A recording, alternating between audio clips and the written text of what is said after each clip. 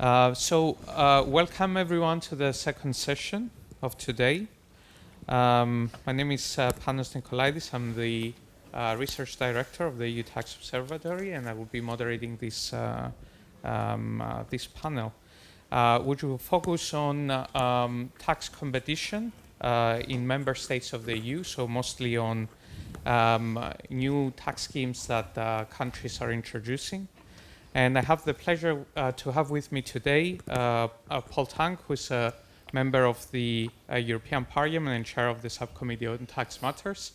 Paul was due to join us in person, but he would do so online. We have Nadine Riedel, who is director of the Institute of Public and Regional Economics of the University of Münster.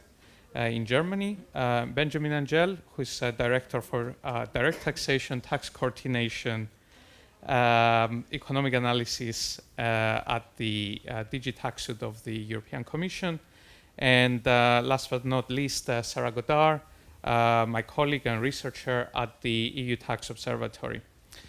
So let me start by introducing you to a report that we released last November on new forms of tax competition in the EU, which was led by Sarah. And in that, we have noted a number of preferential regimes. It was one of the first studies in the EU on the number of preferential tax schemes that have been introduced by member states, and they focus both on personal and corporate tax systems. And the characteristics of these schemes are that they're base narrowing. They give advantages to certain individuals, especially high-income earners, and also to multinational corporations. And just to give some basic numbers from the report to kick off the discussion, we have noted that in the personal income tax schemes, the schemes have increased from 5 in 1995 to 28 today, and it seems that they keep increasing. The intellectual property regimes, we have 14 today in place. Six countries have adopted regimes of notional interest deduction, and so on and so forth. So what we will do today is take stock of the recent developments as well as the upcoming trends. Where is the tax competition going? Is it increasing? Is it decreasing? Do we see new schemes in place? So let me start from the current state of tax competition. Probably I can ask the question first to Paul Tang, who is online, but then we can also it can be also answered by everyone. Is competition harmful in the EU, and what do we mean by harmful tax competition? Are there forms of good or bad tax competition? What exactly is the concept we're talking about? So Paul? Thank you, and I hope my connection is stable enough. I may have some difficulties, but let me try and go ahead. And sorry for joining you in this way. I would have loved to have been there. Well, I think one of the debates in the European Parliament is about tax competition, and I must say that the concept of tax competition is not always clear. It seems to me that the discussion in the European Parliament also reflects different types of tax competition. But in my personal view, I get concerned with tax competition when I see decentralized decision-making, lack of democratic scrutiny. I will come back to that.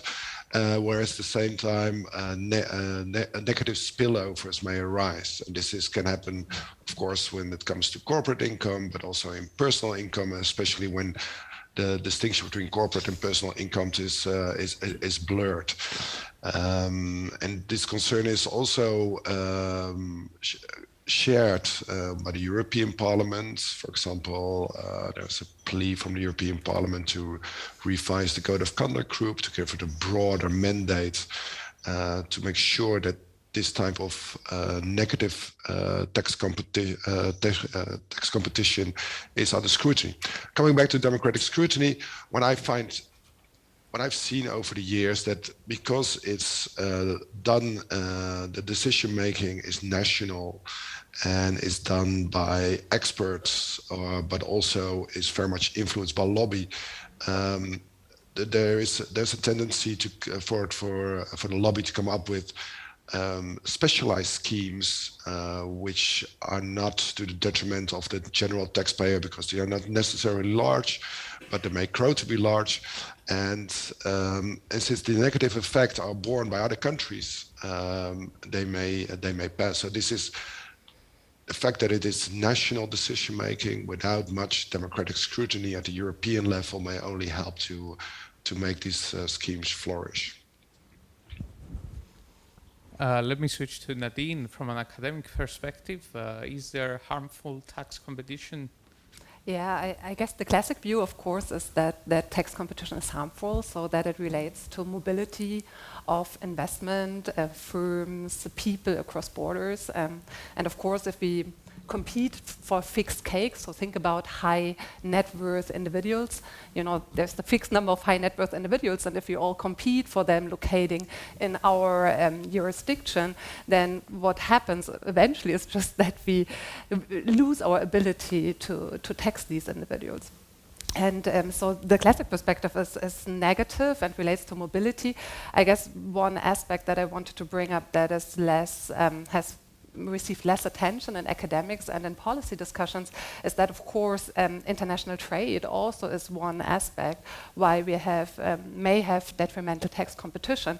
So you may reduce your corporate tax rate not only to attract investment, but also to make your domestic exporters that compete in the international market fit for competition there.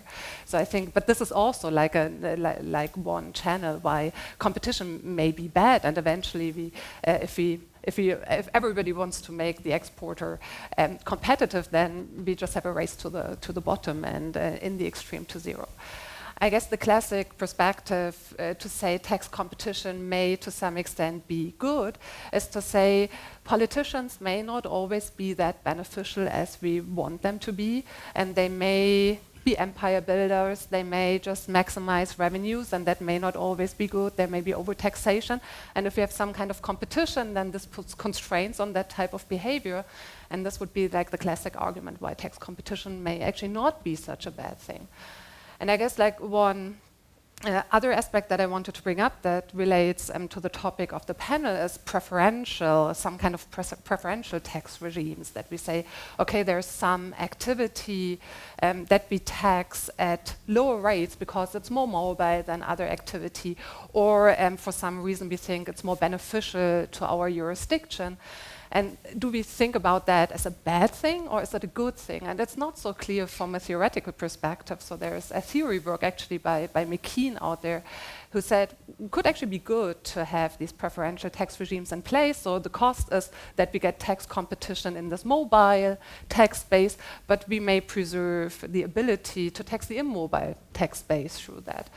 And so I think on efficiency grounds, it's not so clear. And I think if you think about, do we want to have these preferential tax regimes or not, the main argument is actually more about equity and fairness. So that may already take us a bit off now from your question, but let me briefly make that point and then I shut up. So I think if we think about the developments that we've seen in recent years and the social tensions, then these relate to the fact that many people in societies actually feel that they have not appropriately gained from technological change and globalization. And so if these people additionally now have the perspective that some people, high net worth individuals or high income individuals, high skilled individuals, that they benefit from some preferential tax treatment, which may make sense from an efficiency perspective, but from an equity perspective, it may actually be very critical in the sense that it may add to social tensions. So, thanks. Yeah, then let me carry on from there and ask, Benjamin, how does the Commission approach this issue? Does it take into account these equity and fairness issues when introducing new directives? Is this how to treat the new regimes that are coming up, new schemes that are coming up? Is fairness and political legitimacy something that you take into account? Thank you. It is a very difficult question for us, obviously, for a number of reasons. The first one is taxation is the oldest historic power of Parliament. It started in the 13th century in England, if I'm not mistaken. And it is not a power that member states are willing to give up easily. And that is probably the reason why we still have this unanimity requirement in the tax field in the European Union. Second remark that we have to keep in mind, the models of society in the member state are still quite viable. And this has a tax impact. We have some states with a very large welfare state that needs to be financed, and some of the states with a relatively low welfare state that requires less financing. Some tax differences are therefore unavoidable and not necessarily undesirable. What we try to do is to have at least a rule of the game to make sure that those tax differences that reflect differences in collective preferences do not develop in a chaotic way and do not lead to aggressive practices. In 1997, a code of conduct has been established for business taxation. This code of conduct has produced some significant results over time. I think we have assessed a little bit less than 500 regimes for member states. And in about 1/3 of cases, those regimes have been found harmful and the member states have had to dismantle it. The code of conduct is losing speed and is losing traction, and it needs to be reformed, clearly, as Paul indicated.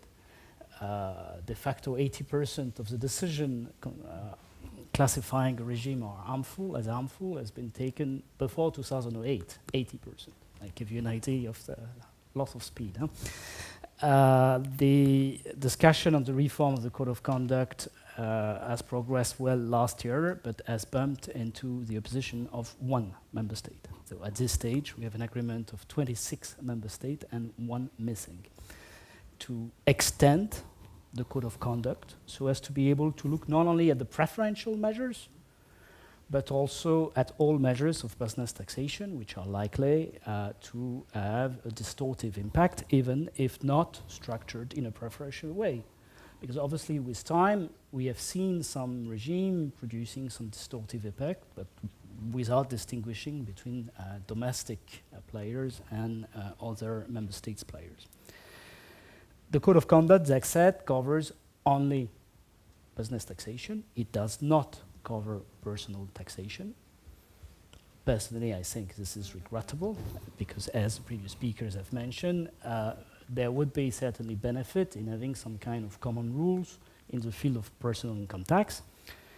It does not mean that the Commission has been completely idle in this field. For instance, the Commission had taken action against the member state which had particularly generous citizenship by investment regime, and has open infringement procedure against them. So we are trying to use the different tools that we have, but clearly we have more tools in our hands when talking about business taxation than when talking about personal income taxation. Okay, I will come to those tools in a bit, but let me first get Sarah into the discussion and go back to the report. And what were some of the reasons we observed this increase in tax schemes? What do you think were some of the reasons? Well, I think we have already got used a bit to the corporate tax rates declining in the European Union, like both statutory and effectively over the last decades. And what we highlighted a bit in this report was the newer, or what we call it, framed as new regimes in personal income tax, that target the mobile, mostly high income earners. And we have a number of countries especially after 2008, so after the financial crisis, public budget crisis, that had sort of innovative tax reforms, where they basically invite expats to get newly domiciled in their countries and offer very generous tax incentives. So one example is, like an extreme example is Italy, offering 100,000 lump sum tax for recently offer expats, basically. So you can calculate how rich a person must be to find this lump sum tax attractive. And it's kind of striking that many of those regimes have been adopted in countries facing strong austerity after the financial crisis. So I think there might be a political economy reason related to that, or countries hitting the bottom in terms of austerity measures, so looking from where they could get additional revenue. And then it's kind of like for the European Union or for a political union, it's of course problematic if then countries switch to those sort of beggar than ever maybe type of tax policies, where they attract high-income individuals from other countries and thereby undermine progressivity in the European Union. Okay, thank you.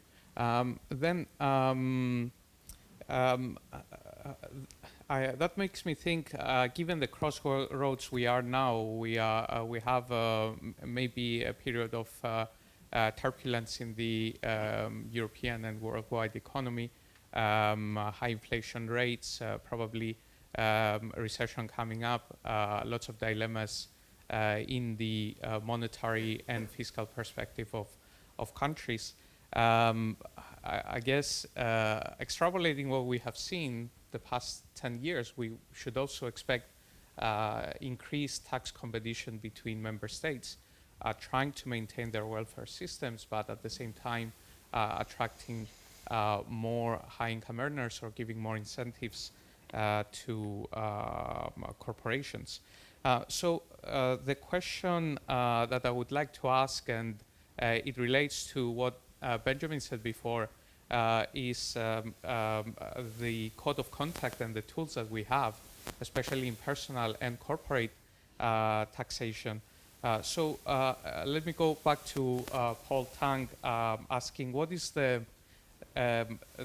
current role of the EU? Is it more up to the member states? Is it the code of conduct we should look at, or is it something new?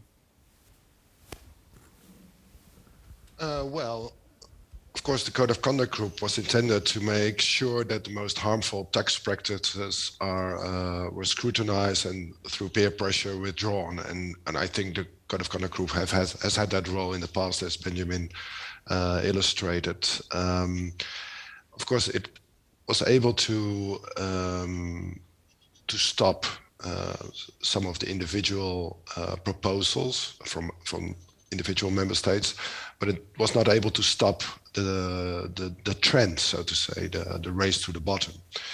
And for that we need, I think, a broader, more democratic framework. One of the problems, of course, with the Code of Conduct Group, this is the back room of the back rooms, and there's not much public scrutiny. So if people would only know what would go on, usually taxation are highly political, but to make political what's in the back rooms of the back rooms is difficult. So I would suggest that we have a more open democratic framework to scrutinize this. Going back to your remark, is it true that because we will see more tax competition? Well, I'm not sure. Of course, being optimist is part of my job description as politician, otherwise I can't do this. But look at the facts. We now have a deal on the table of a minimum effective tax rate, even also the carbon border adjustment mechanism, which has been a theoretical concept for more than 30 years, is now really on the table. We see building on the exchange of information, better forms of beneficial owner registers. So it's not all that bad, right? So I see developments that is positive. I also see very much societies being fed up that indeed the bill is put down on labor and not on capital. And this is a trend that goes against this. And I very much hope, and I like to think, that this trend will also continue, and that we beef up the fight against tax avoidance in that direction. Thank you. And Benjamin, do you agree with this? Is the code of conduct the backroom of backrooms? Are you as optimistic as Paul on the different measures that we have in place, the exchange of information, the beneficial ownerships, or is there something more that can be done at this point? Sure. Well, I would certainly agree with Paul that there is room for improvement in the functioning of the Code of Conduct, and we have called and supported a bigger role of the European Parliament in this field and more interaction between the Code of Conduct and the FIS Committee. And I'm glad that under the leadership of Paul there are now more interaction, even though we are not there where we should be. Now, beyond the Code of Conduct, where member states are pretty allergic to the idea of extending discussion to personal income tax. It's not that we have not tried. We have tried several times, but failed. We have other tools which help making progress in ensuring minimum fairness. By minimum fairness, I mean making sure at least that we catch those doing tax evasion or putting in place aggressive tax planning scheme, which is also connected to usually rich people, because the ordinary citizen does not have the technical ability to do it or the means to finance an advisor to do it. We have done it over the years via successive layers. The first was obviously to boost the exchange of information between member states, building on the various OECD convention. We have now 7 directive on administrative cooperation, which usually take the OECD agreement as a floor, and we try to bring more ambition into it. We are about to introduce our 8th directive this year, and this 8th directive, to give you an example, which is very relevant to the field which is under discussion, will also cover the exchange of tax rulings on natural person. And as you can imagine, usually the tax rulings are not about you and me, but rather about people with a slightly higher income. The effort is also on fighting tax evasion. We have, for instance, in Council a directive on shell companies, and that is also very relevant. If you look at, for instance, the conclusion of the consortium of investigative journalists last year, when they did a systematic assessment of the register of beneficial ownership in Luxembourg, which happens to be more transparent than the one of other member states allowing for such assessments. So it doesn't mean the situation is necessarily better in other member states, but at least in Luxembourg we know where we are. And this showed that plenty of French people, for instance, were hiding wealth in Luxembourg by creating shell companies, and the companies had only one asset, a castle, to escape wealth taxation. So by addressing the issue of shell company, by ensuring a look-through, we will manage to avoid this kind of mispractices.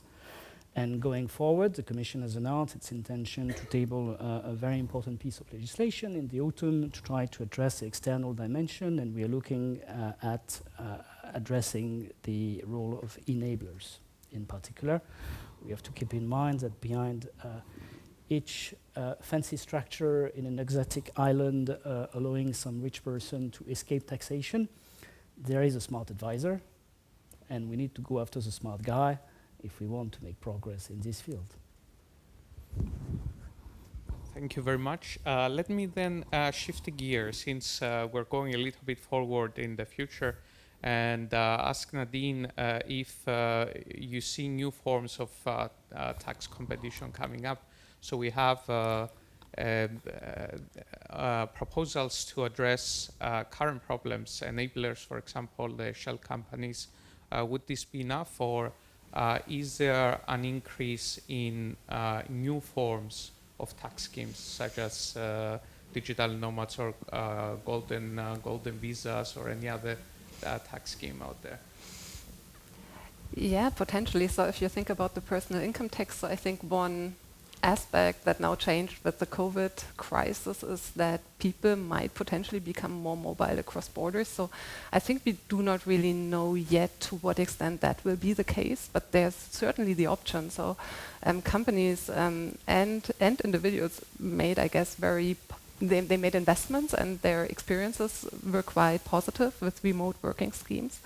And if this gets like a more important role in the future, then it could be the case that individuals, especially high-skilled individuals, so this is again probably like there's a discrimination that is not for everyone, so not for service workers, but for high-skilled individuals, they may become more able to work remotely. And they are very attractive people to attract potentially for several reasons to your country.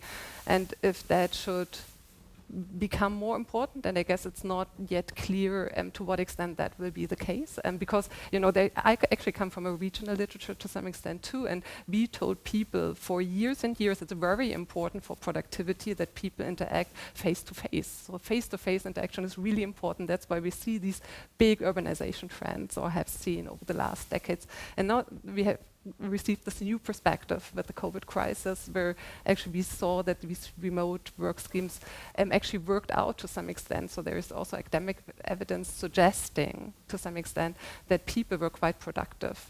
So there are issues with these studies, but with working remotely during COVID.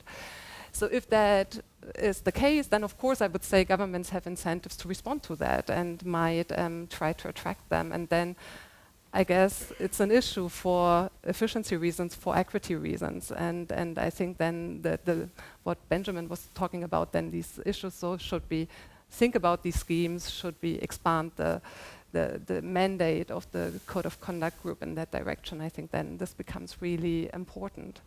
And I think with respect to corporate taxation, that very much refers to the first session from today. So what is the effect of Pillar 2? How will tax competition look like when Pillar 2 most likely will be implemented in the EU and worldwide? So what forms of tax competition are still feasible? And we know that some will be feasible. So there are these potential tax credit channels. Do countries take that route? How do we think about that? Because these instruments are not only competition instruments, they also have positive side effects. Yeah? So if you think about tax credits to incentivize research and development, to incentivize investment into green technologies, then this is of course, that has positive aspects as well. And so I think this will be very interesting and but difficult also. Of course, yes. Yep. Yes, maybe I forgot to mention before, but there are those regimes already in place. Like we have regimes for executives, well-paid executives, that get a tax allowance of, for example, 30% already in many countries when they move there. We have tax incentives for pensioners moving, for example, in Portugal, or also in other countries. And we have tax schemes targeting even worldwide or foreign-sourced income, so that are not attached to professional activity performed in the country, but that really just target worldwide income. Yeah, so we have those schemes in place, and as you say, I think they will become, like for now, we estimated that about 200,000 people already benefit from those schemes in the European Union, and this is probably a lower bound because, of course, not all governments provide precise data on the number of beneficiaries and the tax revenues they collect. And with increased mobility, I guess the use of those regimes will become more attractive to more people. Like if they are allowed to work in the home office, for example, it's much easier to relocate the tax domicile. And yeah, so let me stay with you and ask, then this increased mobility, does it carry any positives? Or what are the positives and what are the negatives in encouraging mobility? I mean, that's the big question of the European Union, I would say. No, the European Union liberalized capital, the capital flows, trade, the mobility of individuals is unprecedented and it's increasing. So for sure there are positive aspects to this. But the big question is, of course, okay, if we liberalize all the economic transactions, will we also coordinate or obtain a better coordination of regulation? Otherwise, we have a convergence, to low levels of regulation. Okay, and this includes low levels of taxation of the most mobile taxpayers. So I think this is the big question: will the European Union manage to coordinate better on regulation? Anyone wants to comment on this? I think mobility. Sorry, does it work? Yes, I think mobility of worker is a very good thing from an economic point of view. We have to be very clear. The European Union has been working relentlessly since it exists for facilitating it so as to improve the functioning of the internal market. What we don't want is that this mobility would take place for tax reasons exclusively. That obviously would be a problem as such. We don't know yet what is the impact of COVID. Clearly, it is likely that in border area, COVID has introduced a structural breakdown with more and more people living a few days in their country and teleworking and going a few other days in another country. And this has potentially also tax implication, because now we will have more and more people meeting tax residency conditions of several member states simultaneously, which is a headache both for those people and for the businesses, which have to make tax declaration to several member states for the same worker. We have tried to discuss it with member states and to bring solutions to simplify it. And in our view, it would be good also to take a holistic view and to look at taxation together with social security. I think it would be the easiest solution for the person concerned if it is resident in the same member state for tax and social security reason, rather than having different member states and sometimes multiple member states for the same thing. But there again, it proves to be very difficult to make progress with member states in this field. And we know that some actions are happening, as Sarah mentioned, and Nadine. We don't have full transparency yet. Time will tell, but we need to pay attention to it while not being paranoid. When I'm insisting on while not being paranoid, we have to keep in mind at all times that mobility of worker within the European Union is a good thing, and that even in the United States, you have significant tax differences between the states. Let me get Paul in the discussion then and ask maybe a very forward-looking question, given what has been said. Is it too early to think about a European tax residency? And what would such harmonization imply? Maybe a minimum income tax in the EU?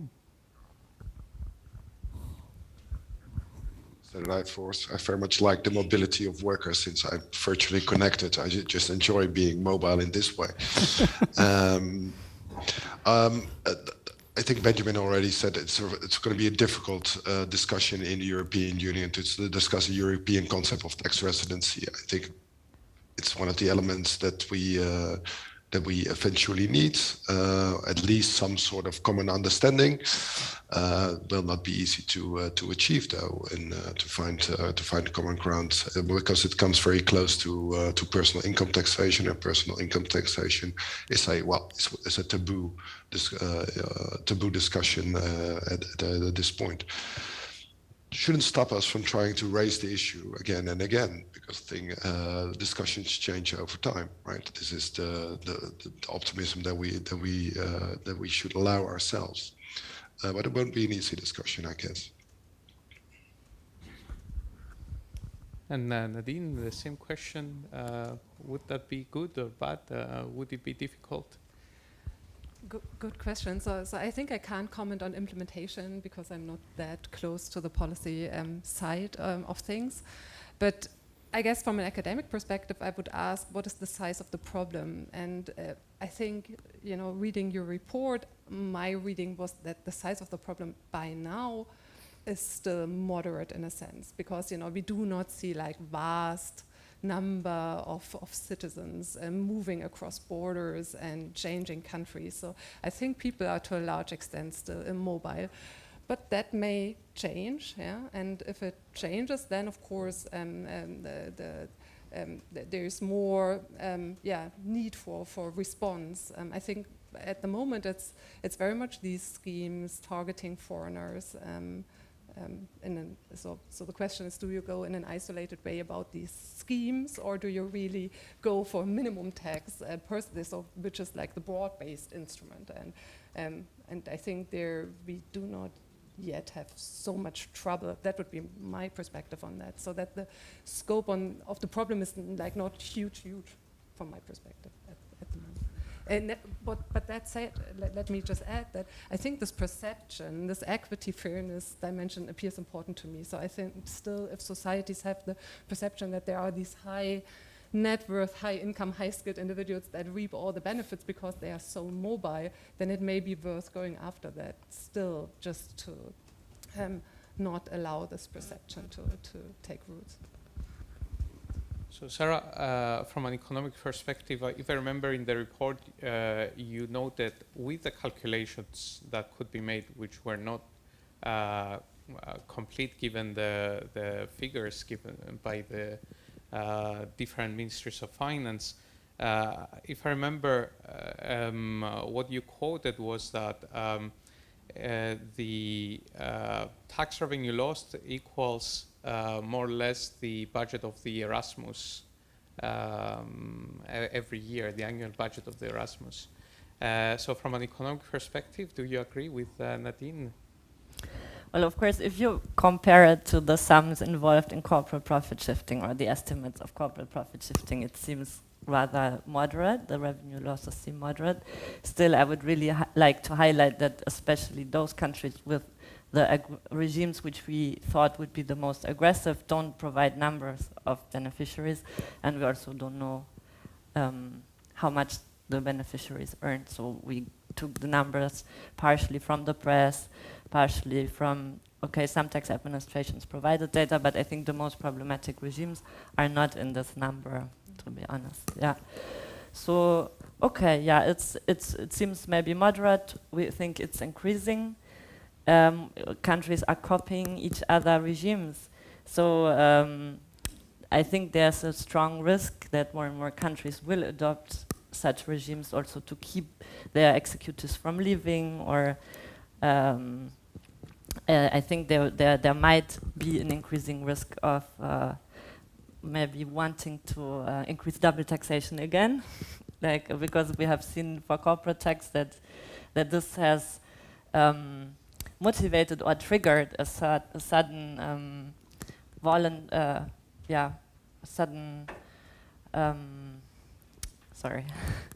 increase the willingness of countries to come back together and coordinate, because more and more countries were introducing digital taxes, and this created the high risk of double taxation of corporations. So suddenly the willingness of sitting together and see how can we manage this in a more harmonized way increased. And I think we could, and maybe in the future, see a similar development, or some personal income tax. I mean, we proposed in the report, in case, of course, a coordinated solution would always be preferable in the European Union, but there is, of course, the option that member states adapt their tax policies also to try to keep people from leaving, or to reduce the incentive of those regimes by, for example, saying, taxpayers that have lived in our territory for 10 years or more than 10 years and now move to a country where the tax rate drops significantly, we will continue to tax them for a couple of years. Yeah, something like this sounds a bit utopian maybe, but I think there is these options exist, and then suddenly there will be a new threat of double taxation, and it might motivate member states to come together and find a solution that is more satisfactory for everyone. So let me switch to Benjamin again and maybe ask a little bit more directly. What about digital nomads and one regime, and second, golden visa? is this a substantial problem in the opinion of the Commission, and would it move in more harmonization in this area, or is it mostly through infringement procedures? Well, as regards digital nomads, I would not qualify them as a problem as such. By definition, it's more a side effect of the evolution of technologies and of COVID, which have led people to discover different ways of working. That there is some competition for attracting them in terms of offering the good infrastructure, pleasant working condition, sun when you can. Less tax. That is not an issue, but taxation as such should, in our view, not be the tool for attracting artificially people. Otherwise, by definition, there is a risk of starting a new race to the bottom. We have seen, as the previous panel mentioned, a race to the bottom in the past in the corporate income tax field, for which now Pillar 2 will act as some kind of minimum backstop. I think, in average, the share of the corporate income tax has gone down now very, very significantly. For the EU member states today, it's only 6% of the income of the member states. So it's really minimalistic and probably out of proportion of the attention it gets by the political level. We wouldn't like to see a similar phenomenon for the personal income tax. Because if we have such a phenomenon, it means that member states will end up relying almost exclusively on indirect taxation, and we know that indirect taxation by construction is far more regressive than direct taxation, because it does not allow to have progressivity. Now we face a wall each time we try to discuss those issues with member states. I don't know whether this will change or not, time will tell. As regards golden visas, which is a different issue, I think the Commission so far has acted on citizenship by investment, because clearly there was something very undesirable in having member states selling literally the EU passport. And somehow we have to keep in mind that from an EU point of view, for decades now, each and every one of us in this room has not only his own nationality, but also an EU citizenship. So basically some member states were selling the common citizenship of the European Union and offering the free movement of person only to the highest bidder, and sometimes in conditions which were not sound enough, even from a money laundering point of view, as illustrated by some scandals. So we hope that it's progressively behind us. There's one member state which have announced already that it is abandoning completely, precisely after a scandal showing that they gave nationality to the wrong guys. Another member state is the object of an infringement procedure and is considering it. And then you have the other element, which is residency by investing, which is far more common. So that we have many member states which often residency by investments. As such, we see less of an issue, as long, obviously, as strict money laundering rules, notably, are apply and check, and that we don't end up attracting people that we don't want to attract because of their background. And same question to Paul. Does the Subcommittee of Tax Matters of the European Parliament have the same concerns, and does it share the same opinions? Sorry, the same concerns on help me a bit. Golden visas and the taxation, Oh, yeah, the tax treatment of digital nomads. Are these issues you're looking at? Yes, absolutely.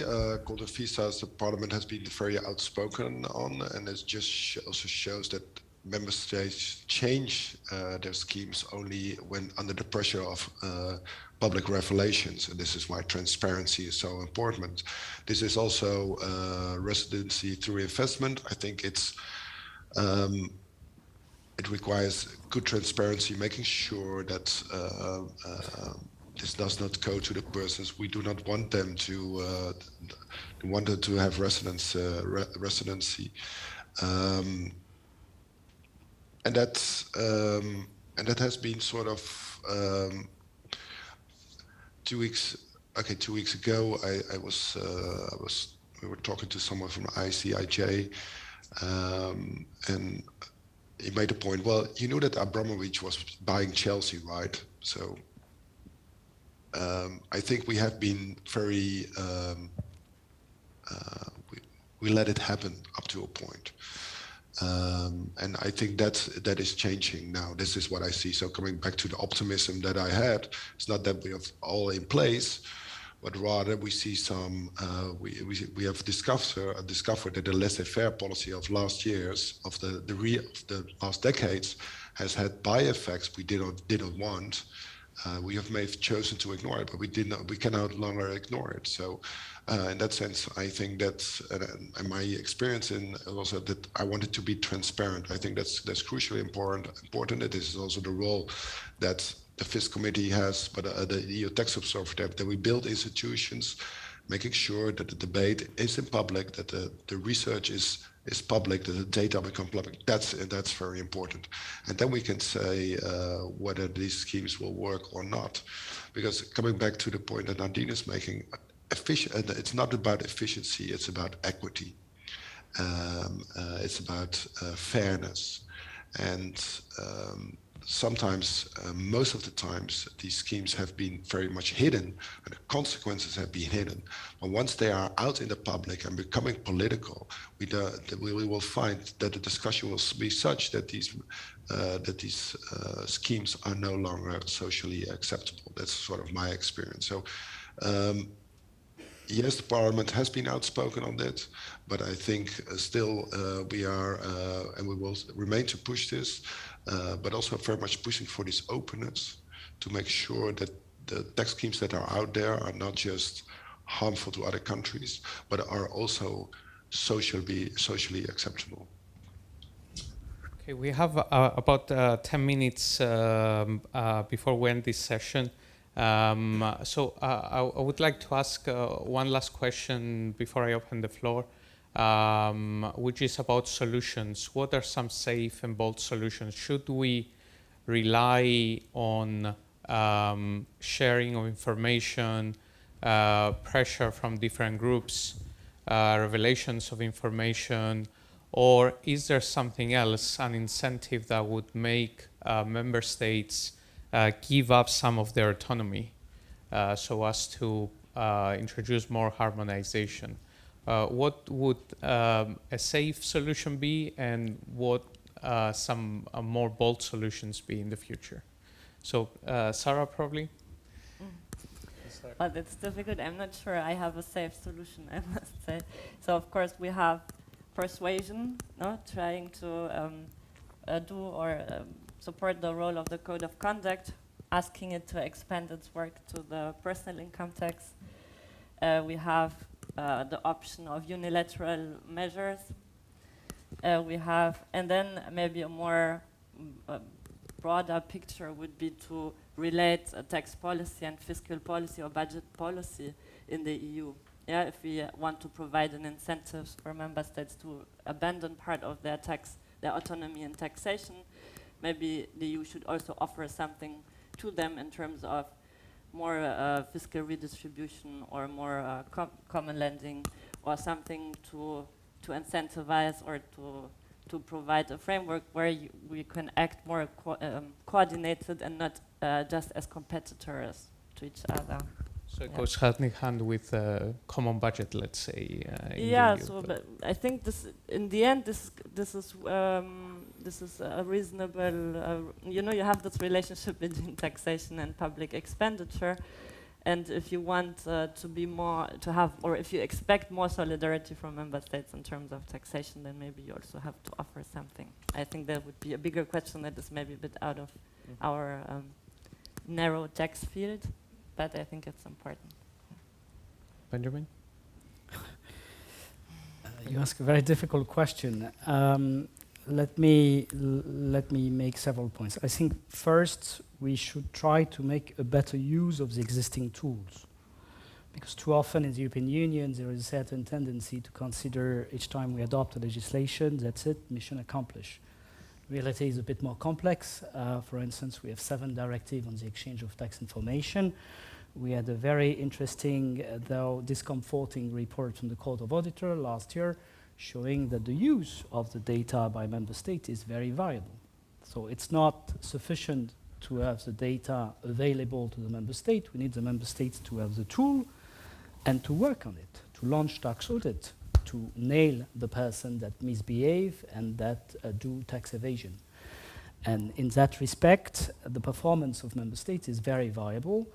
We are trying to address it. We're launching now some kind of peer system where we will have a visit on the ground with experts coming from member states' teams who has to identify really what works, what doesn't work, and help those which are a bit behind to catch up with the right tool. But that should not be lost, because before jumping to the next text, the first thing we need to do is implement correctly the existing one.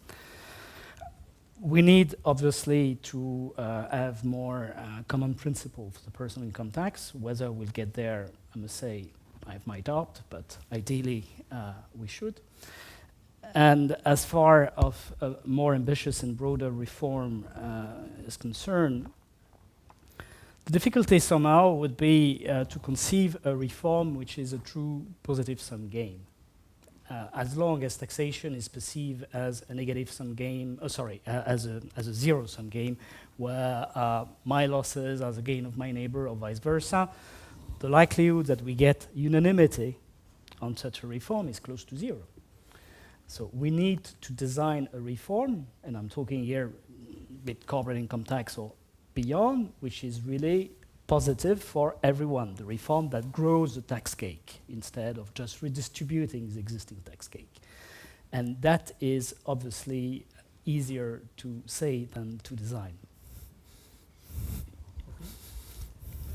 Yeah, perhaps let me reinforce what Benjamin just said. So my impression was also that when you look at like the corporate tax side, for example, in recent years, then we had like a lot of reforms that basically targeted the same type of misbehavior, some kind of profit shifting. And there was also among academics this perspective, so we have all this legislation, but is it actually enforced? Does it work? So it does not necessarily help to have more and more rules, so you need to see that they are implemented, that they are administered, and you need evaluation to get like a very clear perspective on how they work. So I think this point is really important. In terms of bold measures, so what I thought a bit about is if you think about corporate taxation, if Pillar 2 now is implemented, and then the question, and that was what Mike also asked a bit, is what is next? So is that the world we stay in, or BFIT? BFIT, yeah. So is BFIT the next thing? So if you think about like consolidation of the corporate tax base in the EU, so do we move closer now? So one perspective could be that we say, if we get like a tight Pillar 2 system working, which actually really can put a limit on tax competition, and potentially we need like reforms on that. So we need to potentially think about the substance-based income exclusion, because you know we have out-of-scope income, we have out-of-scope firms, there's still scope for competition. But if we should close that, then potentially the mechanisms that are still, or the instruments that are still available to do tax competition are tax credits or these timing instruments, so accelerated depreciation, and they really relate to the tax-based definition, so tax narrowing. And many of these provisions are actually, so you probably do not want to get rid of those, but you may want to harmonize them. And then BFIT is, of course, like the next thing you might naturally think about. And we already got in a sense a step in that direction, because we already had the harmonization of the corporate tax-based definition now with the ETR in Pillar 2. So we already made like a step in that direction. So is this what is next? So for the Commission, probably yes. Or So that I guess that is interesting. But of course, I also wanted to stress that there are of course costs. So harmonization has the benefit of eliminating tax competition, but there are arguably also benefits from decentralized decision making. So there are heterogeneity in the preference on tax rates across countries. If you all force them on a homogeneous whatever tax provision, then this might not be optimal. So we've seen that in the COVID crisis, as an anecdote in Germany, when the debt levels rose and the interest barrier, we saw that several firms actually hit the interest barrier and then couldn't deduct their debt costs, and because it's a European provision, we couldn't get rid of it nationally. So there are also costs. I just wanted to stress that there are benefits and costs to going in that direction. Thank you. And lastly, Paul. Yeah, it's a bit remarkable that Benjamin was late to introduce BFIT, because I think one of the elements I'm still very much in favor is the idea of bringing forward a real reform of the corporate tax system, reducing the apportionment formula, and break with the system of transfer pricing. I think that's worth, okay, this will be the third time, I believe, that it will be put forward, but nevertheless, keep on trying. I think it's a change for the better in a world that has been, in an economy that's becoming more globalized and more digitalized. It's a very welcome reform. Having said that, I don't only look at the let's say, the formal tax systems. This is why I keep on hammering on forms of transparency and responsibility. There will always be ways to have some forms of tax avoidance and tax evasion in any legal system. And you need to look at the vehicles for tax avoidance, be it the shell companies, the enablers, mainly the tax advisors, and this will also help to change the debate. And it's then bringing transparency and building transparency, and this is why I emphasize we also need as institutions to make the debate public and therefore political. This will help a great deal. This is why I've always been a strong proponent of the EU Tax Observatory. I think it will help the public debate, and it will help it will bring forward political changes. Maybe not in the short run, but at least in the medium to long run. But I still have to believe that with good information, we will come to better decisions, more equitable decisions, because the debate is driven not by efficiency, but by equity. Thank you very much, and it's good that you end with the EU Tax Observatory. Couldn't make me more happy, Paul. But let me just open the floor to questions. We have just a couple of minutes. I see the hand of... have another mic.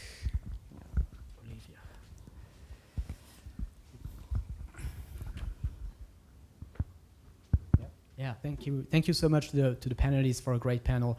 And I'll be quick because it's lunchtime, but I have just one question. So I wanted to follow up on something that Sarah mentioned, and which is discussed, in the great report that Sarah co-wrote on new forms of tax competition. And I wanted to have Benjamin and Nadine and Paul's reaction to this idea, to this proposal. So there is one proposal in the report, which is the following. It's the idea that if a country, the problem we have is some countries offer very low tax rates to some taxpayers, very wealthy in particular. But there's a simple solution in principle to that problem. It is that the home country could collect a tax on their expatriates to offset the lower tax paid in the destination country. Okay, so for instance, if you've been a tax resident in France for 30 years and you've become a billionaire in France, and now you move to Switzerland or Cayman Islands or another EU country, Luxembourg, then France could say, okay, we're going to collect the difference between what you would have paid in France and what you're now paying in Luxembourg and the Cayman Islands and so on, for at least a number of years. That can depend on the number of years that you've been a tax resident in France in the first place. And it is a great idea. It is really, I think, a pretty important idea. So I'd be very curious for your reaction. It's an important idea because, number one, it doesn't require unanimity. So any member state, in principle, could say, that's how we are going to evolve, to amend our tax system. You don't need a global agreement or full unanimity within the EU. And number two, it doesn't create any double taxation. No, there's no double taxation. There's only an extra tax that's collected to the extent that one person moves to a low tax country. So if a French person moves to Germany, the rate's pretty much the same in Germany, there's no extra tax owed in France. So this mechanism only kicks in for people moving to tax havens or for people who move to another EU country where they benefit precisely from a special, tax regime targeted at wealthy expatriates. So my question is, what do you think of this idea? Well, that would certainly create less appetite for the Belgian or French nationality. But no, jokes apart, this kind of pillar two for individuals, somehow this is what you have in mind, because this is the same mechanic as the one of the qualified domestic top-up tax, would certainly work on paper. Somehow we have one country in the world which has already a measure which is not fully similar, but not so far either, which is the United States, which since they are taxing the American all over the world, sometimes taking full account, sometimes not taking full account of the tax which is paid in the country in which they live. I'm not sure it is very popular in the United States, but at least for those who live abroad, but it exists. So on paper it would work. Whether a member state would be willing to do it, whether it fit with the bilateral tax treaty network, which is pretty substantial at the moment, because what you propose would de facto force member states to renegotiate all the network of bilateral tax treaty. I think politically it's certainly a long shot. Anyone else wants to comment on this? Otherwise, we get a few more questions. Maybe Paul. Paul or Nadine? Nadine, yes? I think I have just like a very quick comments. I think it's, of course, it would like make these schemes very unattractive, and so in that regard, it's like a great policy. So let me just stress one paper about the US regime by Joe Slamrod and co-authors, where they actually emphasize the compliance costs related to that. So it's just in general of any anti-avoidance measure, just to highlight that there are compliance costs related to that. So they looked at US citizens that gave up their citizenship arguably because of that policy, and their conclusion is that that was because of compliance costs. So it's just to highlight this holds true for any of the measures that we discussed, and they have their benefits, but they have also costs, and I think this compliance cost dimension does not get much attention, which partly relates to the fact that we do not know how big these costs are, but the presumption is that they may be quite substantial.